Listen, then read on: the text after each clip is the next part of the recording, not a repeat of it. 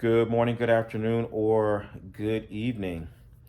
Whatever time it is when you hear this message, I pray that your mind, your heart, and your spirit are all poised to accept, to receive, and to respond to words of wisdom.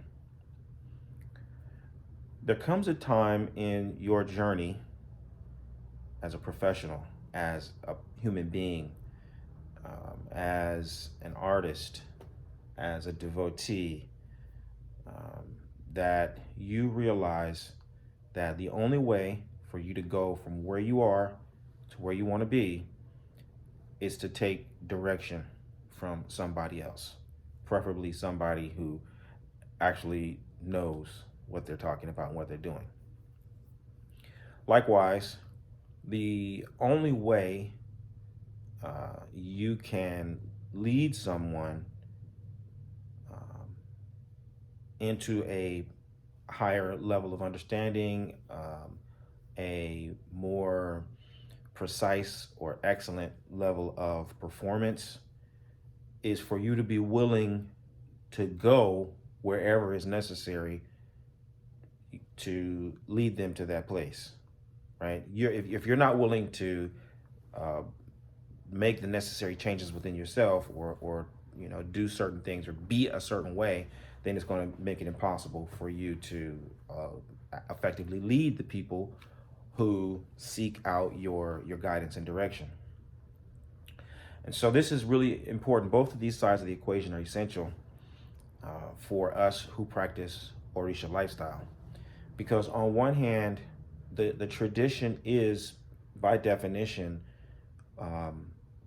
one that is it plays out through mentorship, right? You have a mentor. You someone teaches you how to do this. It isn't something that you can master by watching videos.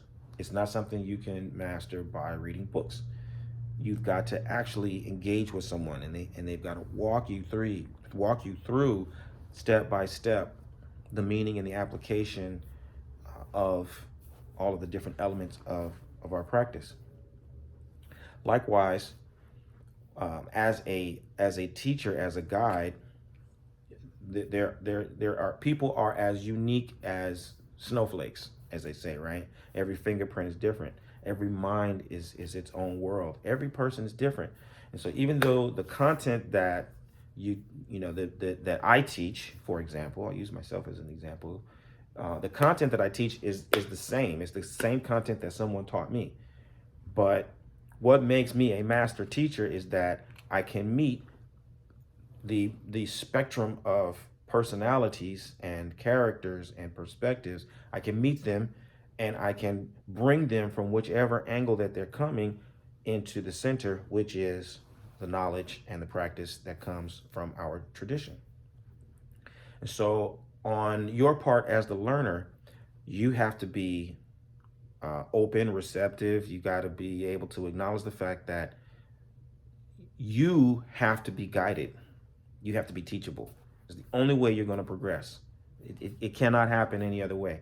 And so that you have to have a kind of I always say you got to have a certain level of desperation, right? Not frantic, out of control kind of a desperation where you're at your wits end, but the kind of desperation that comes from having missed a meal. If you ever missed a meal when you were growing up, right? And you know what it means to wake up hungry and go to bed hungry and then wake up hungry the next day. There's a sense of urgency, right? You take it seriously. Your day is a lot different when you have that experience logged into your memory bank. If you've ever been sick, and all your remedies failed, and you tried everything that you thought would ought to work, and it doesn't work, it does something to you, right? And you get to a level of, there's a high level of urgency for your health. And so then once you recover, you take your health seriously. It means something different to you because you know how fragile it is, and what it means to be trying all these different ways to heal yourself or get a remedy, and nothing is working, even though it should. So on and so forth. There's certain kinds of experiences that you have that bring you into total realization of your limitations as a person. And that is what I mean by there's a certain level of desperation where you're aware of your frailty and the need. It's not a nice to have. It's not that it's convenient. You recognize, no. This has got to happen, right? There's a super high level of urgency to carrying out certain things in a certain way.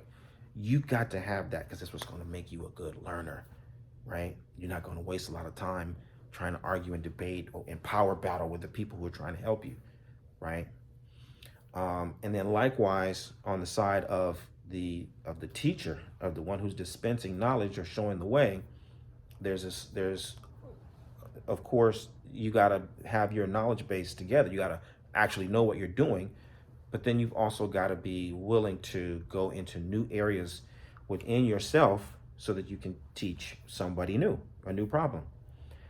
And so one of my favorite examples of this comes from, a great Gandhi story where Gandhi, a lady brought her son to Gandhi. He's a little boy. And she says, tell my son to stop eating sweets. And so Gandhi said, all right, bring him back in 30 days. And so then the woman left. 30 days later, she came back. Gandhi sat down. The boy sat in front of Gandhi and he says, stop eating candy, stop eating sweets. And so the woman says, well, that's it? He said, yeah. She said, well, that's nothing. I could have done that. Gandhi said, well, I had to stop eating sweets myself before I could justifiably tell him to stop. Right? So that demonstrates the willingness of the teacher to expand his or her experience in order to be able to really speak on it and not only speak on it, but then follow up with all of the different necessary changes and the psychological shifts and the emotional shifts and the behavioral shifts that go along with adopting a new behavior, acquiring a new skill, right? And so this is what it requires to be a good student and to be a good teacher. The two of them go together, right? And where you find that you have limitations either way, that's your greatest opportunity. If you want to continue to progress, if you want to continue to grow. Some people lose that hunger as students. Maybe you were hungry in the beginning, you could feel that little sense of desperation, but you get a little bit of satisfaction and you start to coast, right? Some people, you learn a little bit of knowledge, you know two things, and then once you get to those two things, you stop. You don't need to, you're not trying to learn anything else. You're not gonna take your students or your people beyond a certain point, right? But that is your decision.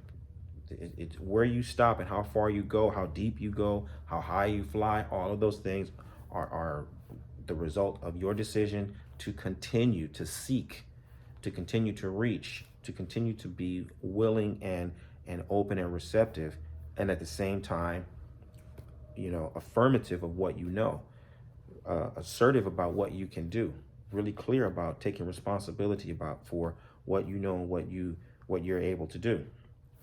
Because on the side of the teacher, Gandhi didn't just stop eating sweets. Then he affirmed to this child, you need to stop, eating sweets.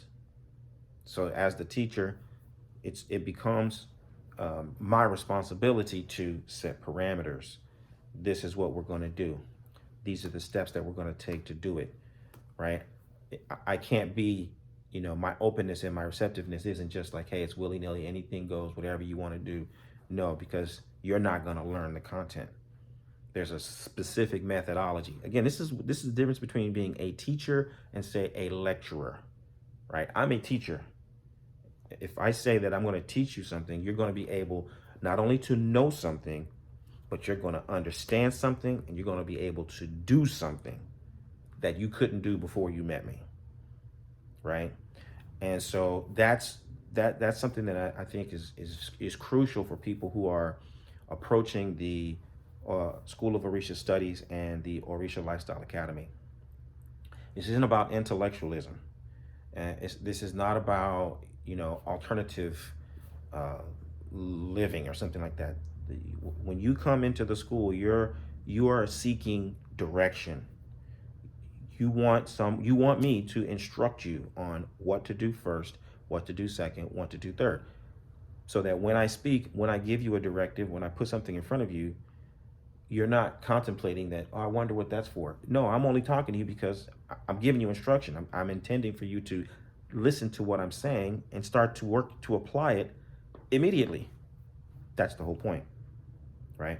And so specifically, or even more precisely, I should say, what I'm doing is bridging on one hand what it means for you to grow and to change, how you can discover yourself and become a higher version of yourself.